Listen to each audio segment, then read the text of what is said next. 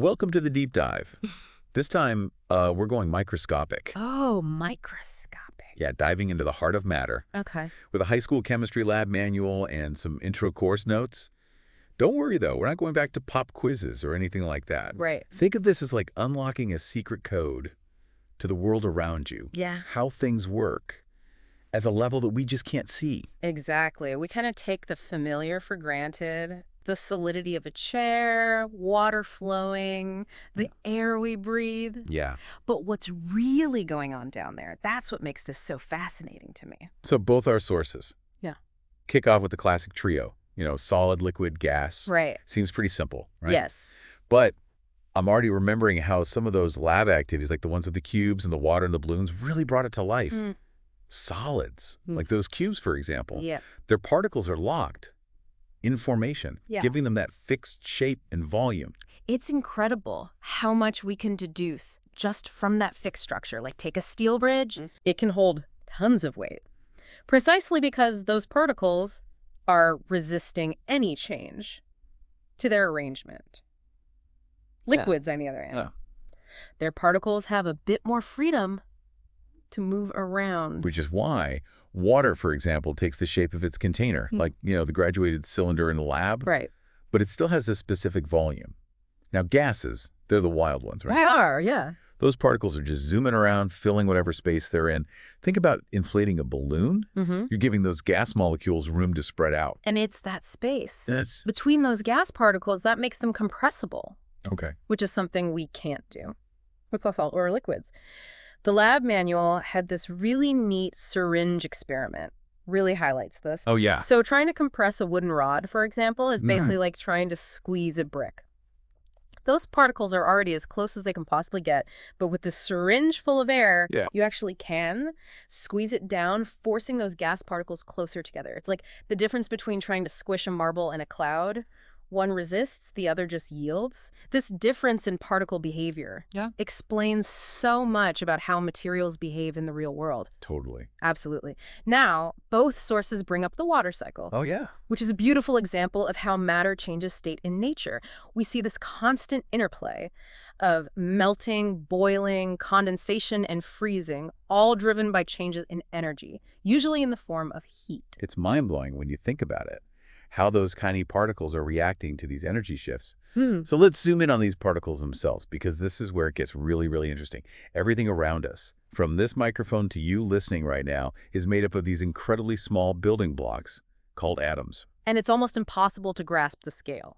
Millions of atoms could fit on the period at the end of the sentence, and these atoms combine to form molecules, which are the basis for all the different substances in the universe. It makes you look at a glass of water differently. Right. Yeah. Knowing it's not just this smooth, continuous substance, but a swirling mass of water molecules constantly bumping into each other. And the speed of that bumping is directly related to temperature.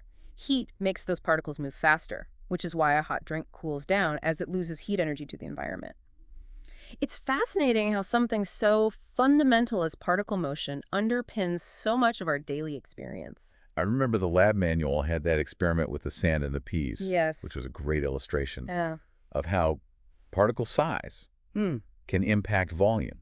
You start with separate containers of sand and peas, each with the same volume, but then when you combine them, The total volume actually ends up being less than the sum of the individual volumes. Oh. Why? Because those tiny sand particles can settle into the spaces between the larger peas. So it's not about creating more matter, it's about how efficiently those particles pack together.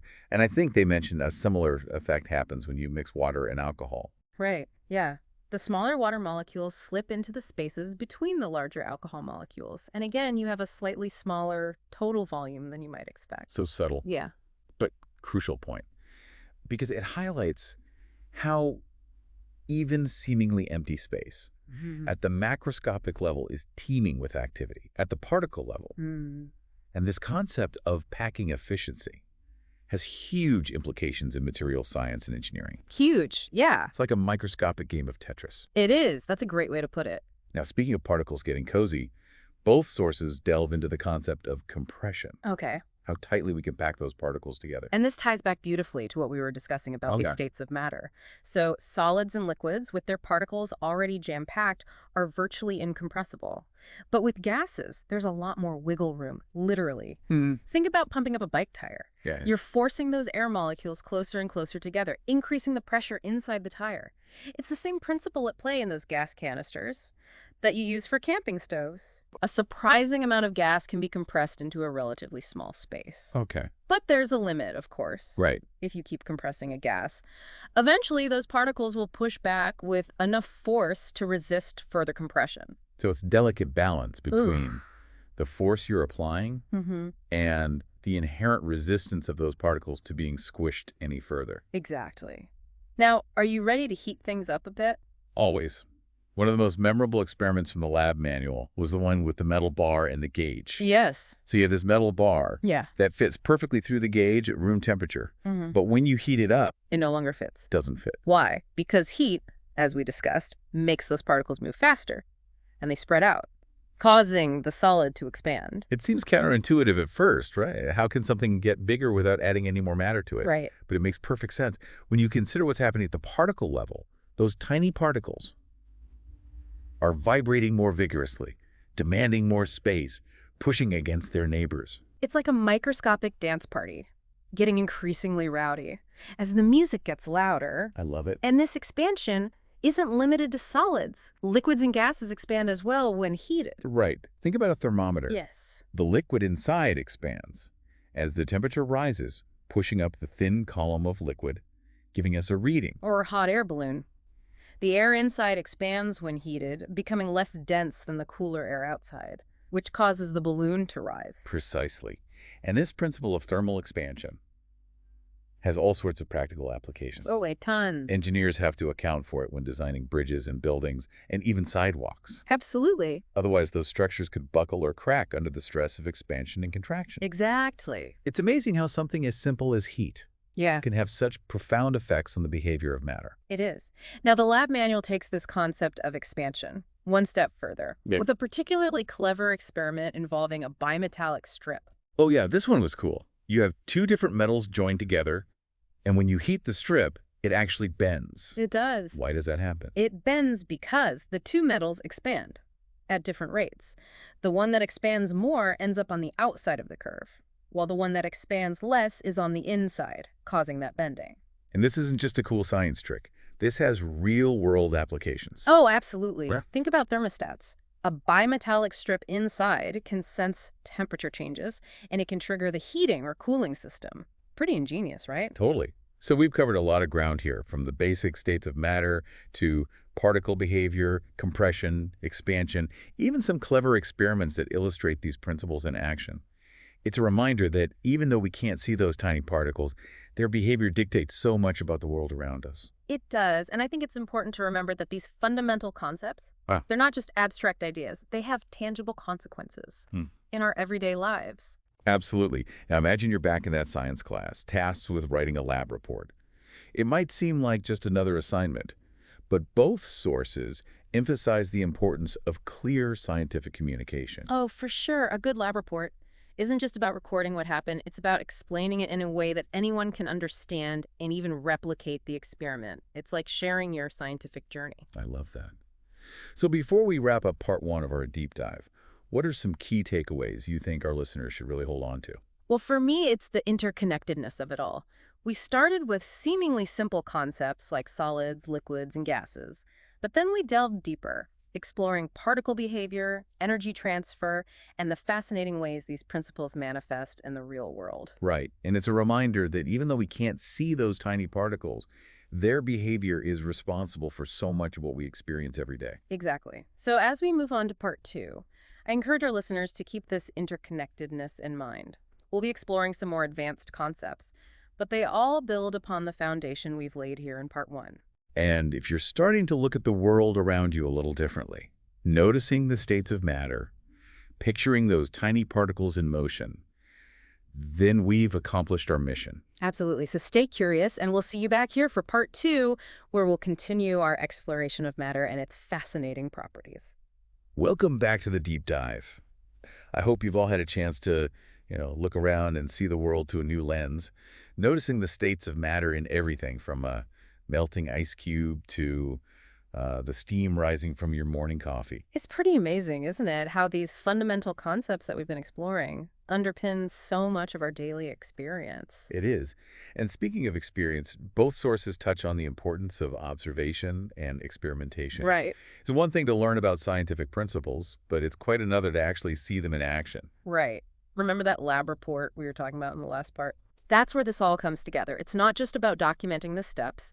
It's about honing your observation skills, thinking critically about what you're seeing, and drawing conclusions based on evidence. And what I love about the sample lab report format they provide is that it encourages you to go beyond just dating the what and delve into the why. Yes. It's about making those connections between theory and practice. Exactly. It's like being a detective, piecing together clues to solve a scientific mystery. And even if your hypothesis turns out to be incorrect, that's still valuable information. Oh, yeah. It tells you that there's something more to learn, a deeper layer to uncover. So it's not about being right or wrong. It's about the process of discovery. Absolutely.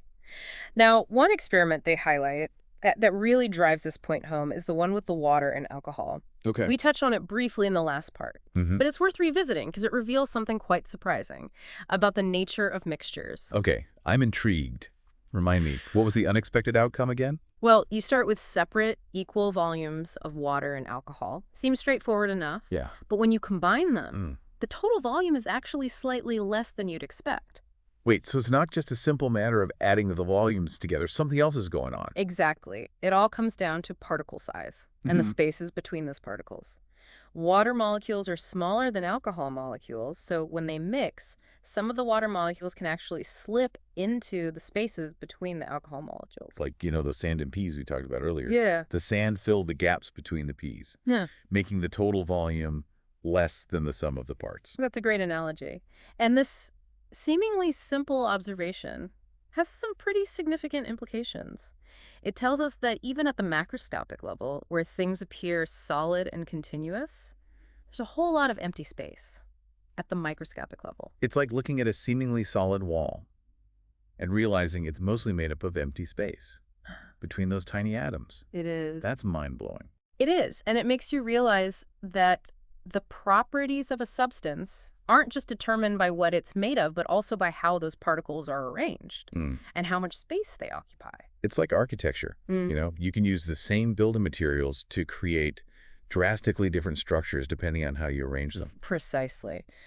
Now, both sources emphasize the importance of understanding how energy influences the behavior of matter. Okay. We touched on this with heat and particle motion, but there's a deeper layer here worth exploring. Okay. I'm ready to dive deeper. Yeah. I remember from, my high school days that energy is the ability to do work. But how does that apply to something like a glass of water? Well, at the particle level, everything is in constant motion. Those water molecules, they're vibrating, they're rotating, and even translating, moving from one place to another. And the faster they move, the more energy they have. So it's like a microscopic dance floor with those molecules moving to the rhythm of energy. I love that analogy. And just like a dancer needs energy to move, so do those particles. Yeah. That energy can come from various sources, but heat is one of the most common. Right. When we heat something up, we're essentially giving those particles a boost of energy, making them move faster. And that increased motion can lead to changes in state. Exactly. Think about ice melting into water. Okay. As you add heat, those water molecules vibrate faster and faster, breaking free from their fixed positions in that solid structure. So it's like they're gaining enough energy to break free from their frozen dance routine and start flowing freely. Precisely. And the opposite is true as well. When you remove heat from a substance, those particles slow down and lose energy, which can lead to transitions from gas to liquid or liquid to solid. Like condensation. When water vapor in the air cools and those water molecules lose energy, clumping together to form liquid droplets, Yes. or freezing, when liquid water loses enough energy that its molecules settle into that fixed crystalline structure. Exactly. So changes in state are all about energy transfer, adding or removing heat to change the way those particles move and interact. It's like a delicate balance between the forces holding those particles together and the energy pushing them apart. And this balance is constantly shifting, depending on the temperature and pressure of the environment. Now, both sources also touch on some practical techniques for separating mixtures, which I found fascinating. Yeah. It's like real-world chemistry puzzles. It is. They highlight two main techniques, filtration and evaporation. Filtration is all about separating an insoluble solid from a liquid. So if you had sand mixed with water, you can pour it through a filter paper, and the water would pass through, leaving the sand behind. Exactly. It's like using a strainer to separate cooked pasta from the water. And evaporation is used to separate a soluble solid from a liquid. Right. Imagine you had salt water. If you heat the solution, the water would evaporate, leaving the salt crystals behind. Ah, so it's like when seawater evaporates, leaving behind those salt deposits? Precisely. Both filtration and evaporation are simple but effective techniques that rely on the different properties of the substances in a mixture. It's amazing how we can use these basic principles to separate and purify substances. It is. And these techniques are used in countless applications, from purifying drinking water to extracting valuable minerals from ores. Wow, so much of what we take for granted in our modern world relies on these fundamental chemistry concepts. It's really making me appreciate the power of understanding matter at a deeper level. Absolutely. And it's a reminder that even seemingly simple ideas can have profound implications. So as we move into the final part of our deep dive, I hope our listeners are starting to see the world around them with new eyes, noticing the interplay of energy, matter, and the fascinating ways those tiny particles shape our reality. Welcome back to the final part of our deep dive into the world of matter. I feel like we've journeyed from the familiar, solids, liquids, and gases to a much deeper understanding of what's happening at the particle level. It's been quite a journey, hasn't it? And what I find most fascinating is how these seemingly simple concepts have such far-reaching implications in our daily lives. Absolutely. I'm thinking about those practical techniques for separating mixtures we discussed in the last part. Filtration and evaporation. Right. They seem so straightforward. Yeah. Yet they're used in such a wide range of applications. They are. Think about purifying drinking water. That's essentially filtration on a large scale, removing impurities to make the water safe to drink. Right. And evaporation is used in everything from producing salt to concentrating fruit juices. It's amazing how these basic principles, Yeah. rooted in the behavior of those tiny particles, underpin so much of our modern world. It is. And it makes you appreciate the power of scientific understanding, doesn't it? It does. Knowing how things work at a fundamental level gives you a deeper appreciation for the complexity and beauty of the world around us. Now, both sources emphasize the importance of connecting these concepts to real-world scenarios. Right. It's one thing to understand the theory, Yeah. but it's quite another to see how it plays out in practice. Remember that experiment with the metal bar and the gauge? Yeah. That's a perfect example of how thermal expansion, something we might consider a purely scientific concept, Right. has very real consequences in engineering. Absolutely. If engineers didn't account for thermal expansion when designing bridges and buildings, those structures could buckle or crack under the stress of temperature changes. Exactly. And think about sidewalks. Yeah. Those expansion joints you see Right. are there to accommodate the expansion and contraction of the concrete as temperatures fluctuate. Exactly. It's like this constant push and pull between the forces of nature and the ingenuity of human design. And speaking of human ingenuity, one application of thermal expansion that always fascinates me is the bimetallic strip. Oh yeah, that was a cool experiment. Just to remind our listeners, a bimetallic strip is made of two different metals joined together. Yes. And when you heat it up, it bends because the two metals expand at different rates. Exactly. And this simple principle has countless applications, from thermostats to fire alarms to circuit breakers. It's a reminder that even seemingly simple scientific principles can be harnessed to create incredibly useful technologies. And it all goes back to understanding the behavior of those tiny particles, their movement, their interactions, their response to energy. All of these factors contribute to the macroscopic properties of matter.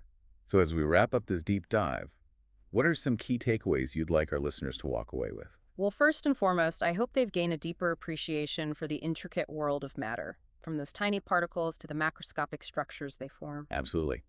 And I hope they've also been inspired to look at the world around them with a newfound sense of curiosity, noticing the interplay of energy and matter in everyday phenomena. And perhaps most importantly, I hope they've come to see that science is not just a collection of facts and formulas. It's a way of thinking, a process of discovery that's open to anyone with a curious mind. Well said. So if you're listening to this and feeling inspired to learn more, to explore further, to ask questions about the world around you, then we've accomplished our mission. Absolutely. Keep those particles moving and keep exploring the fascinating world of matter. Thanks for joining us on this deep dive. I